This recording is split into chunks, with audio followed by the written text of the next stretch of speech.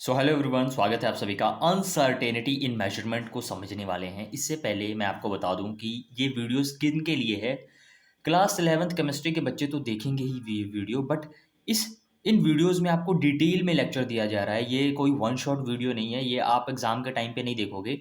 ये वीडियोस तब देखोगे आप जब इस चैप्टर को डिटेल में समझना है, हर एक टॉपिक को और हर एक चीज़ को अच्छे से प्रैक्टिस करना है।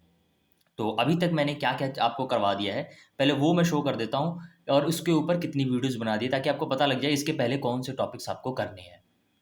हमने इंपॉर्टेंस ऑफ केमिस्ट्री कर लिया है, नेचर ऑफ मैटर कर लिया है, properties of matter and there measurement कर लिया है। अब अनसर्टेनिटी इन मेजरमेंट्स देखने जा रहे हैं। इंपॉर्टेंस ऑफ केमिस्ट्री में हमने देखा था कि केमिस्ट्री क्या है और केमिस्ट्री की हमारी डेली लाइफ में इंपॉर्टेंस क्या है। उसके बाद मैटर देखा था, मैटर क्या होता है। मैटर को डिवाइड किया था सॉलिड, लिक्विड, गैस में on the basis of physical state. और उसके बाद मैक्रोस्कोपिक लेवल पे भी प्योर सब्सटेंस और मिक्सचर में डिवाइड किया था, और मिक्सचर और प्योर सब्सटेंस को भी बाकी चीज़ों में डिवाइड किया था। प्रॉपर्टीज़ ऑफ मैटर में हमने देखा था कि फिजिकल प्रॉपर्टीज़ होती हैं, केमिकल प्रॉपर्टीज़ होती हैं। किसी मैटर के बारे में अगर आपको जानना है तो फिजिकल क्या और केमिकल प्रॉपर्टीज़ के द्वारा आप उसको जान सकते हो। और उसको मेजर करने के लिए डिफरेंट डिफरेंट पैरामीटर देखे थे हमने, डेंसिटी, वॉल्यूम और टेम्परेचर वगैरह। ठीक है, आज हम अनसर्टेनिटी इन मेजरमेंट्स देखेंगे। अनसर्टेनिटी इन मेजरमेंट होती क्या है, पहले उसको तुम्हें समझाता हूँ, तभी तुम इस जो टॉपिक है उसका फील ले पाओगे। और ये थ्योरी हमारे लिए इंपॉर्टेंट नहीं है, क्योंकि देखो, जब थ्योरी इंपॉर्टेंट होगी, जब नोट्स बनाने होंगे, मैं आपको बताऊंगा। अनसर्टेनिटी इन मेजरमेंट्स में कैलकुलेशन है थोड़ी, तो वो आपको मैं बताऊँगा कि आपने क्या चीज़ें लिखनी है, बाकी आपको कुछ और एक्स्ट्रा जानने की ज़रूरत नहीं है। अनसर्टेनिटी इन मेजरमेंट की बात आप समझिए कि क्या होने वाला है uncertainty in measurement. For example, ये अगर मेरा पेन है और इस पेन की लेंथ मैंने नापनी है, समझ लो 5 सेंटीमीटर का ये पेन है, पर मैंने जब इसको मेजर किया तो ये 5 सेंटीमीटर पॉइंट कुछ था। यानी कि समझ लो यहाँ पे मैंने पहले से लिख रखा है 5.67 सेंटीमीटर, यहाँ पे इसका लेंथ आया। अब 5.67 पहले मैंने नापा तो आया, फिर उसके बाद दोबारा किसी और को दिया मैंने नापने के लिए, तो उसने बोला नहीं नहीं भाई, ये तो 5.66 है। फिर किसी और को दिया तो वो कहता 5.68 है। तो इस तरीके से आप देखोगे कि जो 5 है वो हमारी सर्टेन वैल्यू है। कौन सी वैल्यू है? सर्टेन वैल्यू है। बट जो हमारा 6-7 है, 6-8 है, कभी 6-6 आ रहा है, ये क्या है? अनसर्टेन वैल्यू है।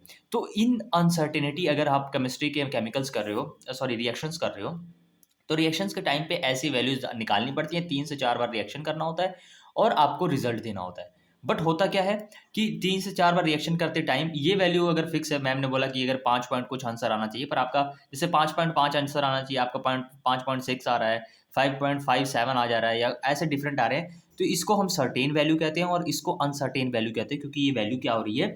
चेंज हो रही है। तो इसी के बारे में हम पढ़ने वाले हैं, और इसको कैसे डील करेंगे, कैसे मल्टीप्लाई करेंगे, कैसे डिवाइड करेंगे, ये सारी चीज़ें इसके अंदर देखेंगे। बट ये इसको डिटेल में जाने से पहले हम समझेंगे कि भाई साइंटिफिक नोटेशन क्या होता है। तो मैं जेठालाल का एग्जांपल देके समझाऊंगा कि भाई साइंटिफिक नोटेशन क्या होता है। मेरी बात आप ध्यान से समझना। जेठालाल के पास बहुत ज़्यादा पैसे हैं, और उसके अगर पैसे वो गिनना हाथों से स्टार्ट करेगा तो उसका थूक खत्म हो जाएगा, पर पैसे नहीं खत्म होंगे। ये ऐसा एग्जांपल दिया कि आपको पता लगे कि जेठालाल के पास कितने पैसे हैं। तो आप बोलोगे यार वो मशीन क्यों नहीं ले लेता? बिल्कुल सही आंसर है आपका, कि वो एक मशीन ले ले जिसमें आप नोटों की गड्डियाँ डालोगे और वो धड़ाधड़ पैसे को काउंट कर देगा। यानी कि जेठालाल के पास मशीन है और उससे वो अपने पैसे मैनेज कर लेता है, बहुत सारे पैसे गिनने हो तो वो गिन लेता है। इसी तरीके से साइंटिफिक नोटेशन है। आपको पता है एटम इतना छोटा है, इतना छोटा है कि मैं एग्ज़ाम्पल दूँ कि अगर मेरा ये नेल है और नेल का इतना सा छोटा-सा मैं पार्ट लेकर उसको हज़ारों, करोड़ों टुकड़ों में तोड़ दूँ, तब भी एटम के बराबर वो नेल मेरा नहीं होगा। तब भी नेल मेरा बड़ा होगा और एटम्स छोटे होंगे, कि यानी कि एटम्स इतने छोटे हैं। यानी कि एटम्स इतने छोटे हैं, तो मैं इतना सा अगर कोई कंपाउंड ले रहा हूँ, इतना सा अगर मैं कोई केमिकल ले रहा हूँ, तो उसके अंदर अरबों-खरबों अमाउंट में एटम्स प्रेज़ेंट होंगे और हम उसी की कैलकुलेशन करेंगे। तो जब अरबों-खरबों में एटम्स होंगे, तो उनके नंबर कैसे लिखेंगे? जैसे इतने सारे एटम्स हैं, तो इसको नंबर को ऐसे इतने बड़े-बड़े नंबर लिखोगे, तो मैं तो मल्टीप्लाई डिवाइड की तो बात ही छोड़ो, प्लस माइनस करने में हालत ख़राब हो जाएगी इतने बड़े नंबर को। और इसी तरीके से इतने छोटे-छोटे नंबर भी होंगे, 0.0000000, फिर 16। तो इतने छोटे नंबर से भी आपने डील करना है। तो इतना बड़ा नंबर और इतना छोटा नंबर को आप कैसे डील करोगे? प्लस माइनस करने में तो हालत ख़राब हो जाएगी, डिवाइड मल्टीप्लाई की तो बात ही अलग है। तो इनको कौन-सा ऐसा मशीन मैं लगाऊँ इनके अंदर, या कौन-सी ऐसी टेक्नीक मिल जाए मुझे कि इन कैलकुलेशंस को मैं ईज़ी कर सकूँ। उस मशीन का क्या नाम है? Scientific notation. इस बड़े से नंबर को मैं एक छोटे से शब्दों में डिस्क्राइब कर सकता हूँ। इस इतने छोटे से नंबर को भी मैं इस तरीके से डिस्क्राइब कर सकता हूँ कि किसी को भी समझ आ जाए। क्योंकि इतने ज़ीरोज़ मैं बार-बार तो लिखूँगा नहीं, तो इसी का हमने यूज़ करना है साइंटिफिक नोटेशन में। आपको अगर मुझे एग्ज़ाम्पल देना हो कि वो चीज़ क्या है, तो वो साइंटिफिक नोटेशन है। दूसरी चीज़, मैं थोड़ा-सा आइडिया दे दूँ कि ये कितना बड़ा नंबर है। ये इतना बड़ा नंबर है कि भैया अगर इतने पैसे हो जाए ना, तो तुम्हारी सातों पुश्तें आराम से खाएगी-पिएगी, इतना बड़ा नंबर है। तुम गिन के भी देख सकते हो 1s, 10s, 100, 1000 ऐसे करके देखना, बहुत बड़ा नंबर है। यानी कि इतने बड़े-बड़े नंबर से तुम्हें केमिस्ट्री में डील करना है, डरना नहीं है, डरा नहीं रहा हूँ, इसको मैं ईज़ी कर दूँगा तुम्हारे लिए। तो कैसे ईज़ी होगा, पहले हम एक पेन पेपर लेते हैं, उसपे समझते हैं कि इन चीज़ों को कैसे हम करने वाले हैं। उसके बाद आगे थ्योरी में क्या लिखा हुआ है कि ये साइंटिफिक नोटेशन को डिनोट कैसे करोगे। साइंटिफिक नोटेशन का ये सिंबल है। इस तरीके से किसी भी बड़े से बड़े नंबर या किसी भी छोटे से छोटे नंबर को आप इजीली कैलकुलेट और डिस्क्राइब कर सकते हो। ये क्या है मैं आपको समझाता हूँ पेन पेपर लेके। चलिए, तो यहाँ पे मैंने एक कॉपी ले ली है और इस कॉपी को यूज़ करेंगे फॉर कैलकुलेशन। अब देखिए यहाँ पे मैं थोड़ा सा जूम करूँगा। अब देखिए यहाँ पे मेरे को साइंटिफिक नोटेशन दिया हुआ था। फॉर एग्जांपल साइंटिफिक नोटेशन उन्होंने क्या दिया है, n मल्टीप्लाई 10 की पावर n। अब ये n क्या है? n हमारा 1 से 9 के तक होना चाहिए, 1 से 9 तक, यानी कि इसकी वैल्यू 1.00 से लेके 9.99 तक होना चाहिए। यानी कि अप्रॉक्स मैं कह सकता हूँ 1 से 10 के बीच में हो सकता है। मैंने क्या बोला, 1 से 10 के बीच में। मैंने क्या बोला, 1 से 10 के बीच में, ठीक है। एक ये n क्या होना चाहिए, 1 से 10 के बीच में होना चाहिए। और ये जो 10 की पावर n जो है, ये जो भी पावर लगेगा 1, 2, 3, 4, 5, 6, 7, 8 जितना भी लगेगा, या तो वो पॉजिटिव में होगा या तो वो नेगेटिव में होगा। ये भी तुम्हें समझ आ गया। अब चलो एक एग्जांपल लेते हैं, कोई बड़ी वैल्यू का एग्जांपल लेते हैं और उसको इस साइंटिफिक नोटेशन में कन्वर्ट करेंगे। फॉर एग्जांपल मैं एक बड़ी वैल्यू का एग्जांपल लेता हूँ। एक बड़ी वैल्यू को लिखते हैं और उसको साइंटिफिक नोटेशन में कन्वर्ट करने की कोशिश करेंगे। फॉर एग्जांपल मैं लिखता हूँ 232.508। वो जो 602 वाला नंबर था उसको भी कन्वर्ट करना सिखाऊंगा। पहले इससे एग्जांपल लेते हैं। अच्छा, मैंने क्या बोला कि हम इस नंबर को इस फॉर्म में कन्वर्ट करेंगे। किस फॉर्म में कन्वर्ट करेंगे, इस फॉर्म में। इस फॉर्म में कन्वर्ट करने के लिए आपने करना क्या है कि इस पॉइंट को आपने या तो लेफ्ट मूव कराओ या तो राइट मूव कराओ, बट इस तरीके से इसको मूव कराना है कि ये जो पूरा नंबर है 1 से 10 के बीच में आ जाए। तो मुझे दिख रहा है अगर इस पॉइंट को मैं यहाँ लेकर आ जाऊँ, तो ये पूरा वैल्यू 2.3 कुछ बन जाएगा। तो मैं इसको यहाँ पे ले आता हूँ, तो कितनी बार जंप करवाना पड़ेगा मुझे, 1 और 2, ठीक है। तो ये वैल्यू क्या बन जाएगी, 2.32508। अब जैसे ही ये 1 से 10 के बीच में वैल्यू बन गई, आपने इसको 10 के साथ मल्टीप्लाई कर देना है और पावर में वो लिखना है जितनी बार इसको आपने जंप करवाया। 1, 2, 2 बार जंप करवाया तो इधर पावर 2 लगा देनी है। दूसरी चीज़, पावर 2 पॉजिटिव में आएगा कि नेगेटिव में? अगर आप लेफ्ट साइड मूव कर रहे हो, तो पावर पॉजिटिव रहेगी और पावर बढ़ेगी। क्या होगा, पावर की जो वैल्यू होगी वो बढ़ेगी।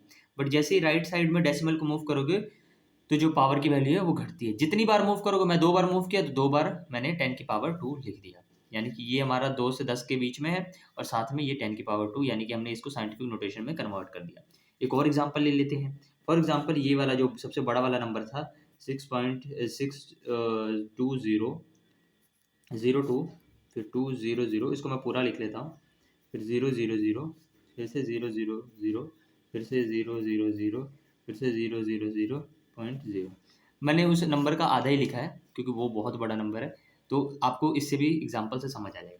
यानी कि ये पॉइंट यहाँ पे है, मुझे क्या करना है कि इसको 1 से 10 के बीच में लाना है। तो अगर मैं इस पॉइंट को यहाँ पे ले आऊँ, तो ये 1 से 10 के बीच में आ जाएगा, यानी कि 6 पॉइंट कुछ बन जाएगा। तो इस पॉइंट को यहाँ पे लाते हैं, तो हमें कितनी बार जंप करवाना है, 1, 2, 3, 4, 5, 6, 7, 8, 9, 10, 11, 12, 13, 14, 15, 16, 17, यानी कि 6.02200। और ये लिखोगे नहीं लिखोगे वो मैं बाद में राउंड ऑफ करना सिखाऊंगा, आपको समझ आ जाएगा।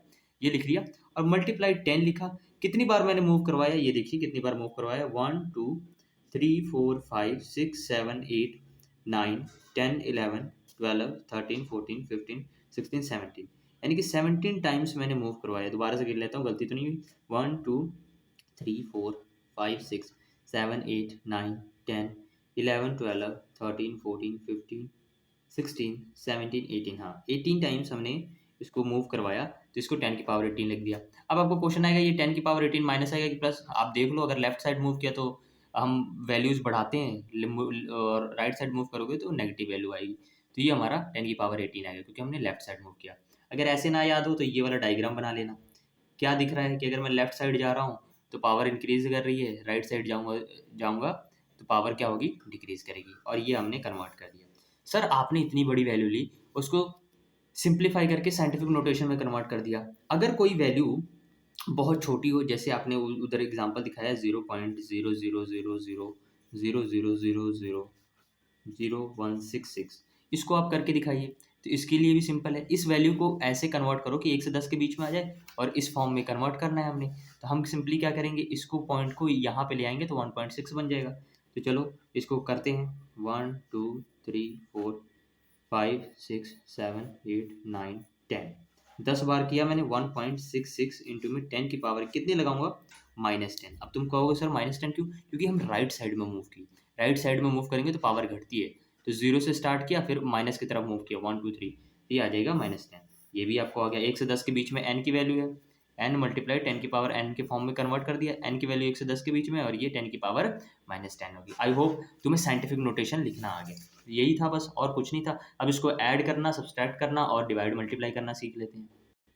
अच्छा, अब साइंटिफिक नोटेशन दे रखा है आपको, मल्टीप्लाई और डिवाइड आप कैसे करोगे? सिंपल सा है कि अगर ये 5.6 इंटू में 10 की पावर 5 है, 6.9 इंटू में 10 की पावर 8 है, इन दोनों को मल्टीप्लाई करना है। हमने एक रूल पढ़ा है कि अगर बेस सेम रहते हैं, जैसे 10 की पावर 4 है मल्टीप्लाई 10 की पावर 5 है, इन दोनों का बेस सेम है, तो मल्टीप्लाई में हम क्या करते हैं, 10 लिख देते हैं और इन पावर्स को प्लस कर देते हैं, यानी कि 10 की पावर 9 आ जाता है। ऐसा आपने पिछली क्लास में पढ़ा है। अगर नहीं पढ़ा तो एक बार दोबारा बता देता हूँ कि अगर आप 10 की पावर 6 है प्लस सॉरी मल्टीप्लाई है और 10 की पावर 3 है, बेस अगर सेम रहते हैं तो मल्टीप्लाई में हम क्या करते हैं, 10 लिख के 6 और 3 को प्लस कर देते हैं और ये आ जाएगा 10 की पावर 9। डिवाइड में क्या होगा, 10 की पावर 2 लिखा है और यहाँ पे 10 की पावर 3 लिखा है। डिवाइड में क्या होगा कि आपने ये दोनों का बेस सेम है तो 10 लिख दोगे और जो पावर्स होंगी उनको माइनस कर दोगे, 2 माइनस 3, तो ये कितना आ जाएगा, 10 की पावर -1 आ जाएगा। आपको आ गया समझ? ठीक है, तो वही चीज़ यहाँ पे करनी है। आपने क्या करना है, 5.6 को 69 से मल्टीप्लाई कर देना है और जो पावर के बेस सेम है तो बेस सेम लिख के 5 + 8 कर देना है और ये अब 10 की पावर 13 आ गया। फिर इसको मल्टीप्लाई करोगे तो इतना आएगा और ये आपका आंसर। बट यहाँ पे आंसर नहीं रुकना क्योंकि ये साइंटिफिक नोटेशन के फॉर्म में नहीं है। तुम कहोगे है, नहीं है। क्यों नहीं है? क्योंकि ये 1 से 10 के बीच में नहीं आ रहा है, ये 38 है। 1 से 10 के बीच में लाने के लिए मुझे डेसिमल को एक बार इधर मूव करना है, यानी कि मैं लेफ्ट साइड में मूव कर रहा हूँ तो ये पावर एक टाइम बड़ी होगी, यानी कि इंक्रीज होगी। बट इधर मूव करता तो क्या होता, डिक्रीज होती। पर इधर करना ही नहीं है क्योंकि हमें 1 से 10 के बीच में करना है, इसलिए 3.8 किया हमने और 10 की पावर 14 लिख दिया हमने। एक और मल्टीप्लाई का एग्जांपल लेते हैं, जैसे 9.8 मल्टीप्लाई 10 की पावर 2 -2 मल्टीप्लाइड बाय 2.5 इंटू में 10 की पावर -6। माइनस रहे पॉजिटिव रहे, सेम रूल फॉलो करना है। आपने इसको और इसको मल्टीप्लाई कर दिया और जो 10 की पावर है 10 लिख के उसकी पावर्स को प्लस कर दिया, यानी कि -2 प्लस -6, साइन को आपने सेम रखना है। -2 प्लस -6, प्लस माइनस का माइनस हो जाएगा, यानी कि -6 -2 होके क्या बन जाएंगे, -8। अब देखो यहाँ पे ये कंप्लीट नहीं हो क्योंकि 24 से 1 से 10 के बीच में करने के लिए क्या करेंगे, इस पॉइंट को इधर लाएंगे तो ये 2.450 हो जाएगा। कई बच्चों को कन्फ्यूजन आएगा, सर आपने तो कहा था राइट साइड में मूव करते हैं, जब हम सॉरी लेफ्ट साइड में मूव करते हैं तो पावर तो घटती है, यानी कि -9 होना चाहिए, -7 कर दिया।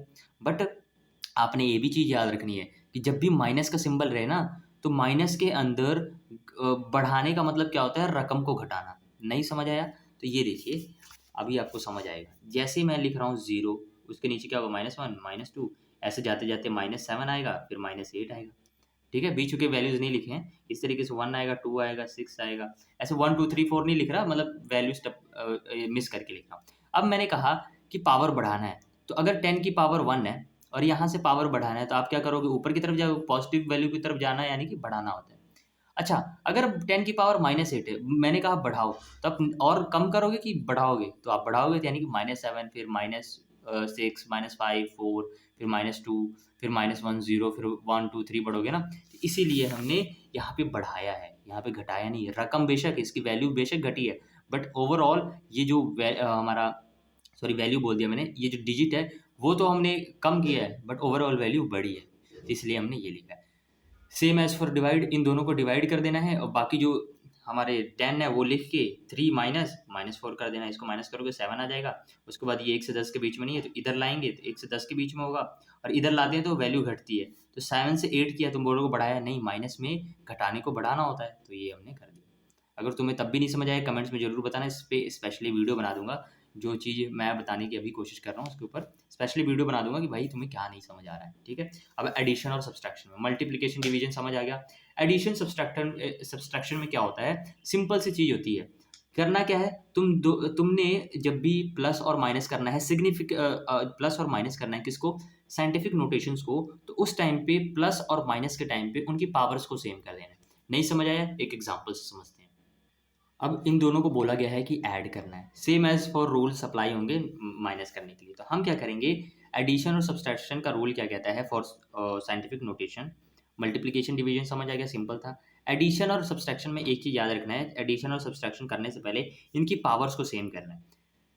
तो आप क्या कर सकते हो, या तो इसको इसको 3 बना दो या इसको 4 बना दो। तो मैं इसको 4 बना देता हूँ। कैसे बनाएंगे, पहले ये सेम वैल्यूज लिख लेंगे हम, 10 की पावर 4 प्लस इसको अगर मुझे पावर को बढ़ानी है तो पावर को बढ़ाने के लिए मैंने क्या बोला था, जो डेसिमल है उसको आप लेफ्ट साइड में मूव करोगे।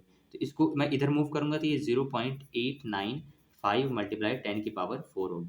अब 4 10 की पावर 4 10 की पावर 4 कॉमन हो जाएगा, यानी कि 6.65 प्लस 0.895 को हमने प्लस किया और जो 10 की पावर 4 है वो हमारा कॉमन आ गया। जब इसको आप प्लस करोगे तो इसको प्लस करने के बाद इसको प्लस करिए, 6.65 और 0.895 5 हो गया, 4 1 हासिल, 7 5 1 हासिल, यानी कि मेरा 7.5, हाँ 7.545 आ रहा है।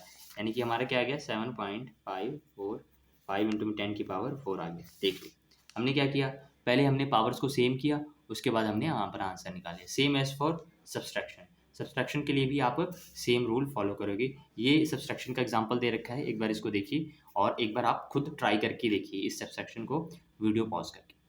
ठीक है जी, आई होप आपने ट्राई किया होगा और मुझे पता है कि ये थोड़ा-सा आपको कन्फ्यूजिंग लग रहा होगा, बट आप जब प्रैक्टिस करोगे तो आपको चीज़ें समझ आ जाएँगी।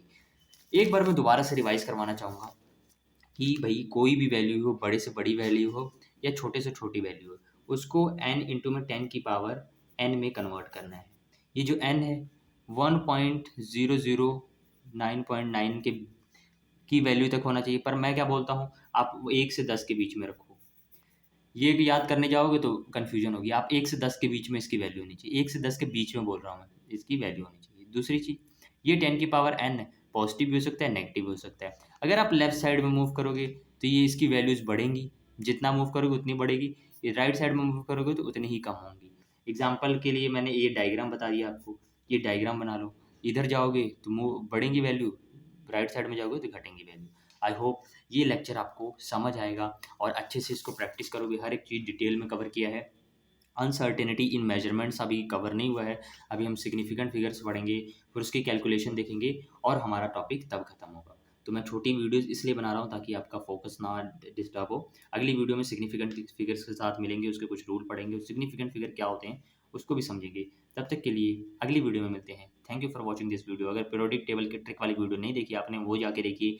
1 से 20 तक एटॉमिक मास, एटॉमिक्स नंबर कैसे याद करते हैं, वो ट्रिक वाली वीडियो नहीं देखी तो वो भी जाके ज़रूर से देखिए। आई होप, मुझे आशा है कि आपको ये वीडियो अच्छी लगी हो। अगले वीडियो में जिस तरीके से आज जेठालाल का एग्जांपल लेके बताया, अगली वीडियो में मैं पबजी और फ्री फायर का एग्जांपल लेके आपको समझाऊँगा। 2 कॉन्सेप्ट जो कि आपको एकदम क्लियरली समझ आ जाएँगे और अपने आप दोस्तों को भी समझा सकते हो बढ़िया से एग्जांपल देके। आई होप ये वीडियो आपको अच्छी लगी हो। वीडियो अच्छी लगी हो तो ज़रूर से इसको लाइक करिए। मेरे को पता है कि अगर आपको वीडियो अच्छी लगेगी आप ज़रूर से लाइक करोगे, बट अगर नहीं अच्छी लगी तो आपने फीडबैक दे के जाना है कि भाई या तो सर जी भाई मतलब ये चीज़ आपकी नहीं अच्छी लगी, थोड़ा वीडियो क्वालिटी सुधारो। अगर वीडियो क्वालिटी नहीं ठीक है या जो भी चीज़ें आपको नहीं अच्छी लगी वो ज़रूर से अपने कमेंट्स में लिख के जाना है, अपना फीडबैक दे के जाना है। अगर वीडियो अच्छी लगी तो लाइक करना है, नहीं अच्छी लगी तो डिसलाइक ज़रूर करना। मेरे को नहीं वो है कि भाई तुमने डिसलाइक क्यों किया या मेरे डिसलाइक ज़्यादा हो गए, नहीं ज़रूर से करके जाना डिसलाइक। ठीक है जी, thank you for watching this video.